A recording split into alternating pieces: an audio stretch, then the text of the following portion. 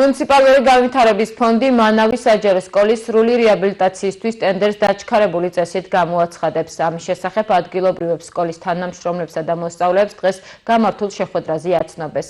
მოსახლეობა სახელმწიფო რწმუნებული კახეთის მხარეში გიორგი ალადაშვილი მუნიციპალური განვითარების ფონდისა და ადგილობრივი ხელისუფლების წარმომადგენლები შეხვდნენ.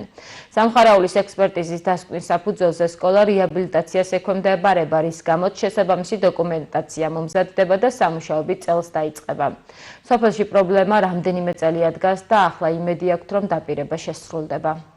ჩვენი სკოლა ავარიული არის, ტენდერი ჩავარდა რამოდენჯერმე, არ კეთდება სკოლა და ამის გულისთვის ბავშვები დადიან მეოთხე საჯარო სკოლაში ბანავში. დაპირება ის მივიღეთ, რომ ტენდერი თუ ჩატარდაო და ჩატარდება ტენდერიო, პირველ რიგში ამ სკოლას მივხედავთ. ესეთი პასუხით გვეუბნება კახეთის გუბერნატორი.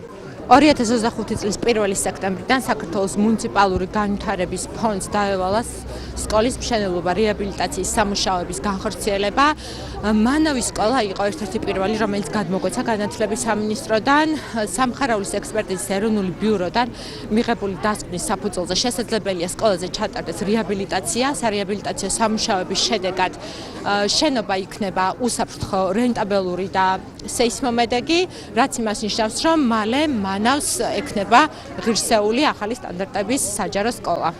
ახალგაზრდა თაობების განათლებაზე ზრუნვა და საგანმანათლებლო ინფრასტრუქტურის განვითარება ჩვენი მთავრობის ერთ-ერთი უმნიშვნელოვანესი პრიორიტეტია. სწორედ აქედან გამომდინარე მოსახლეობასთან და სასკოლო საზოგადოებასთან აქტიურ კომუნიკაციაში ვიმყოფებით.